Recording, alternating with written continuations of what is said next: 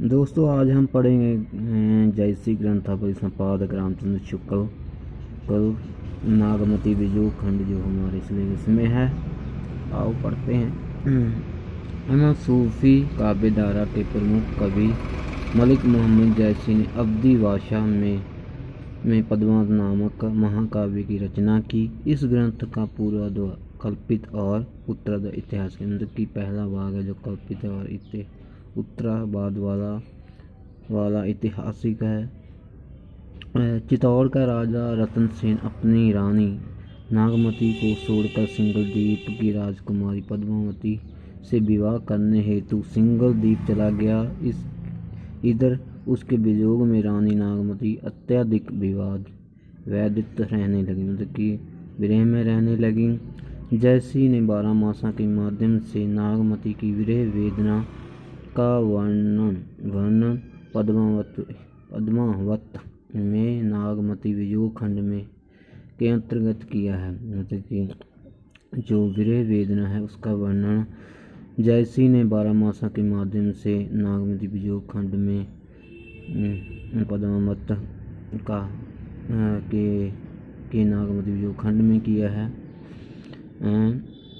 JC वेदना के अमर गायक हैं। उनकी चित्रवृत्ति वियोग वर्णन में अधिक्रमी है। वियोग वर्णन उन्होंने अधिक किया है, उसमें उनका चित्त जो मन है अधिक्रमा है। नागमती का विरह वर्णन पद्मावत का मार्मिक प्रसंग है। ये विरह वर्णन अत्यधिक सरस गंभीर मार्मिक है।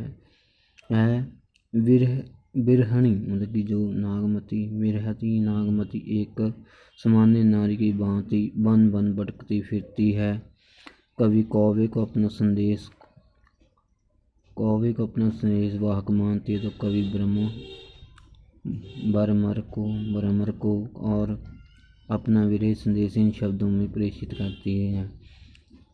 पीयूष और कहू संदेश चढ़ा है बोरा एकांग, सो दनी बिरह जर मोई ते ही दुआ हम लाग।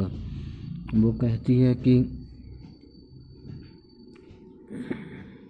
नागमती कौवे और भ्रमर से कहती है कि तुम तो उड़कर सर्वत्र जा सकते हो, तो मेरे प्रिय से जाकर कहना कि तुम्हारी वह बिरहणी नागमती विरह की आग में जलकर मर गई और उससे जो धुआं निकला उससे हम काले पड़ गए हैं। मतलब कि वो इतनी विरह में जल चुकी है कि उससे जो धुआं निकला उससे हम काले हुए हैं।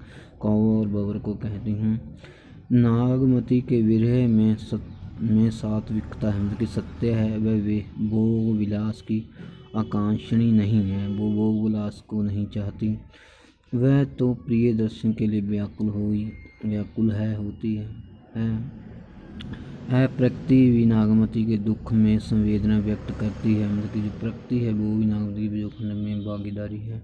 नागमती की विरह वेदना को सुनकर पक्षी जल जाते हैं, वृक्ष पत्तरहीन हो जाते हैं। जो पंछी हैं वो विरह वेदना में जल रहे हैं और जो वृक्ष हैं पेड़ पौधे हैं वो पत्तरहीन हैं, उनके जो पत्ते हैं वो जड़ गए हैं। जे ही पंखी के नियर हुई कहे बिरह के बात, सोई पंख जाई जर तरुवर हुए निवात। दिवाली आने पर भी उसे कोई प्रसन्नता नहीं क्योंकि प्रिय परदेश में है।